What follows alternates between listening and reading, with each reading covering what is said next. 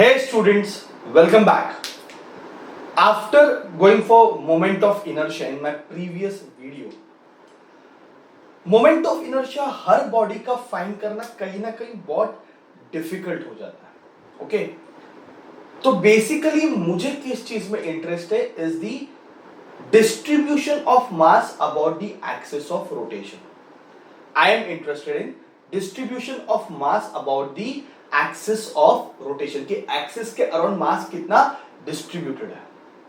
And for that we brought a new concept that is radius of gyration. Radius of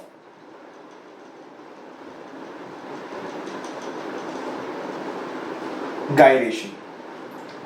देखो, radius of gyration बहुत important concept है. हमें इसको बहुत अच्छे से समझना है क्योंकि इसी चैप्टर में इसके एप्लीकेशंस हैं. तो वाइल गोइंग फॉर एप्लीकेशन किसी भी मन में ऐसे डाउट नहीं होने चाहिए कि अरे रेडियस ऑफ गायरेशन क्या है. ठीक है, तो अभी के अभी क्लियर कर लेते हैं कि what is radius of gyration. एकदम मैं आपको सिंपल तरीके से बताता हूं. ओके, ज्यादा कॉम्प्लिकेटेड नहीं करता इस चीज को. सपोज ये रिजिड बॉडी है. ओके बच्चों, ये क्या है? रिजिड बॉडी और एक एक्सिस इसमें से ऐसे पास होगी. ओके, तो ये एक्सिस जो है वो परपेंडिकुलर टू दी प्लेन है. तो ये जो बॉडी है उसको परपेंडिकुलर जा रही है. ठीक है, एक्सिस. तो नीचे डॉटेड का मतलब है कि ऐसे बॉडी में से पास हो रही है. नीचे वाला पार्ट मैंने डॉटेड ड्रॉ किया हुआ है. ठीक है, तो एक एक्सिस है which is passing through this body, rigid body, और मुझे इस एक्सिस के अराउंड इसका मोमेंट ऑफ इनर्शिया मिला I. सपोज इस रिजिड बॉडी का मास क्या है? m. ओके, अभी रिजिड बॉडी का मास क्या है? m, और इस एक्सिस के अराउंड इसका मोमेंट ऑफ इनर्शिया मुझे क्या मिला? I. ओके, अभी रेडियस ऑफ गायरेशन फाइंड करने के लिए सबसे पहले हम क्या करेंगे? What we will do, we will convert this body into a point mass.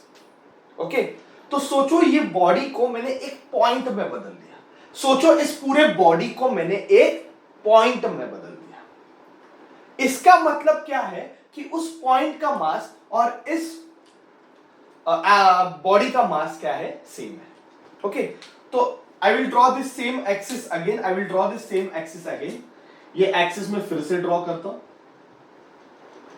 Okay, यही एक्सिस मैंने यहां पे ड्रॉ की, मतलब वही एक्सिस है, और इस बॉडी का मैंने एक पॉइंट को बदल दिया. ओके, अभी मुझे सोचो कि अगर मैं इस पॉइंट को यहां रखूंगा तो मोमेंट ऑफ इनर्शिया कितना हो जाएगा? 0. पर जैसे जैसे मैं उस पॉइंट को एक्सिस से दूर लेके जाऊंगा I will get some moment of inertia. Okay, क्योंकि मोमेंट ऑफ इनर्शिया का फॉर्मूला क्या है? मोमेंट ऑफ इनर्शिया का फॉर्मूला है मास इनटू डिस्टेंस का स्क्वायर. बराबर बच्चों? तो इसका मास कैपिटल एम है बॉडी का. ये जो पॉइंट मैंने, इस बॉडी को मैंने एक पॉइंट पे बदल दिया, इस पॉइंट का मास भी कैपिटल एम है. अभी इस पॉइंट को कौन से डिस्टेंस, मतलब कितना डिस्टेंस पे अगर मैं रखूंगा इस पॉइंट को, मैं कितना, let us say that distance is k, कितने डिस्टेंस पे रखूंगा इस पॉइंट को, so that I will get the same moment of inertia that of the body. मतलब बॉडी का जो मोमेंट ऑफ इनर्शिया वही उस पॉइंट के लिए भी मिलेगा. ओके, तो कौन से डिस्टेंस पे रखेगा तो ये पॉसिबल होगा, ये मुझे फाइंड करना है.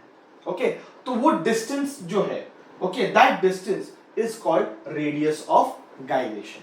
Okay, I will take an example for. ठीक है, चलो इस बॉडी का मास ले लेते हैं 10 kg. इस बॉडी का मास कितना है? 10 kg. और इसका जो इनर्शिया मुझे मिला है, इसका इनर्शिया लेट अस से मुझे मिला है somewhere around 160 kg metre square. Okay, तो इस बॉडी का मास कितना है? 10 kg, और इसका इनर्शिया कितना मिला? 160 kg मीटर स्क्वायर. ठीक है, अब इस बॉडी को मैंने एक पॉइंट में बदल दिया. Body is okay converted into point. Okay, so I will consider one point. तो उस पॉइंट का मास कितना होगा? 10 kg होगा.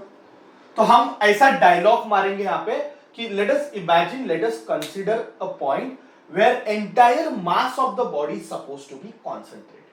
Okay, let us consider a point where entire mass of the body is supposed to be concentrated. इसका मतलब यह है कि इस बॉडी का मास और उस पॉइंट का मास सेम है, that is 10 kg.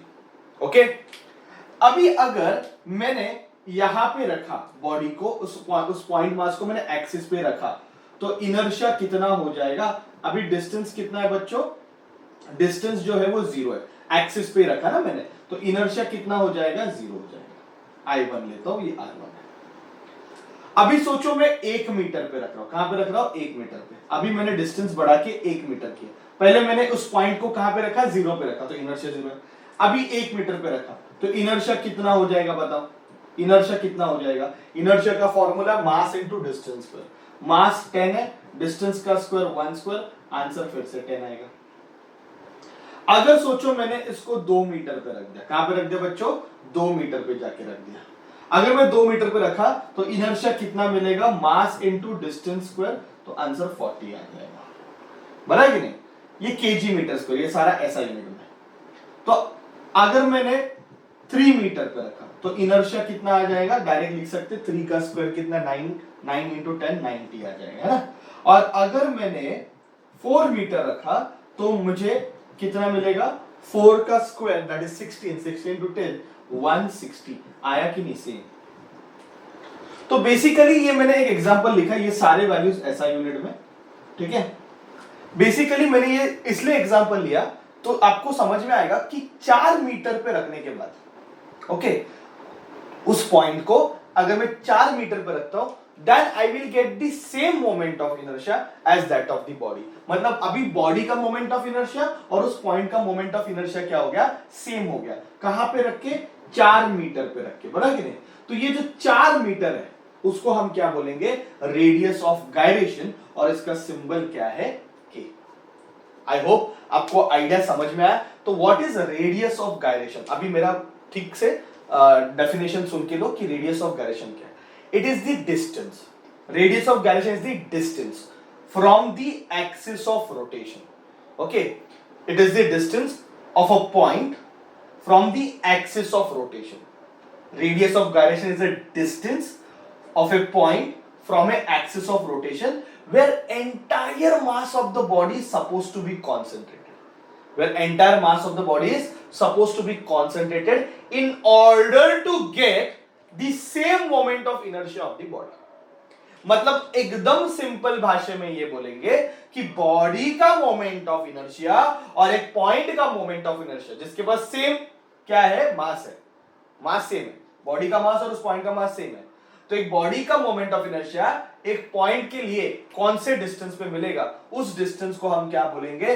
Radius of gyration. तो स्टेटमेंट फिर से सुन के लो. Radius of gyration is a distance between the point from the axis of rotation where entire mass of the body is supposed to be concentrated in order to get the same moment of inertia of the body. ठीक है? I hope the things are clear. मतलब एक simple सा बात है कि अगर एक कोई भी बॉडी है, इसका मोमेंट ऑफ इनर्शिया अपने को पता है, उसी एक्सिस पे इस बॉडी को हम किस में बदल देंगे? पॉइंट पे बदल देंगे. तो कितने डिस्टेंस पे रखने के बाद हमें वही मोमेंट ऑफ इनर्शिया मिलता है? That distance is called radius of gyration. तो इसका फॉर्मूला याद रखो. ये सारा जस्ट एग्जांपल ही, आपको कॉपी करने का जरूरत नहीं है. फॉर्मूला याद रखो, मास इनटू डिस्टेंस स्क्वायर, है ना. अभी इसका फॉर्मूला क्या हो जाएगा? इसका मास m है, डिस्टेंस k. तो इनर्शिया का फॉर्मूला क्या आएगा? सिंगल पॉइंट सिस्टम हो गया ना, सिंगल पॉइंट में कन्वर्ट कर दिया. तो I is equal to mk square. अगर मैं इस बॉडी को ले रहा हूं तो इतने सारे पॉइंट्स हैं, पर इसमें अभी मैंने इसको सिंगल पॉइंट में कन्वर्ट कर दिया. तो फॉर्मूला क्या आएगा? I is equal to mk square. तो k की वैल्यू आएगी root of I by m. तो ये होता है फॉर्मूला. इस फॉर्मूला को आप अच्छे से याद रखो. इसको हम आगे एप्लीकेशन में यूज करने वाले हैं. ठीक है बच्चों? तो बहुत ही इंपॉर्टेंट कॉन्सेप्ट था radius of gyration. The moment मैं एप्लीकेशन स्टार्ट करूंगा, द मोमेंट मैं अलग अलग बॉडीज को स्टडी करूंगा, तभी मुझे ये कॉन्सेप्ट बहुत अच्छे से लगेगा. I hope I am very clear with the topic. Okay, so आप एक बार रीड करो डिस्क्रिप्शन में क्या दिया है और कैसे इसके ऊपर आंसर आएगा। ठीक है बच्चों, थैंक यू वेरी मच।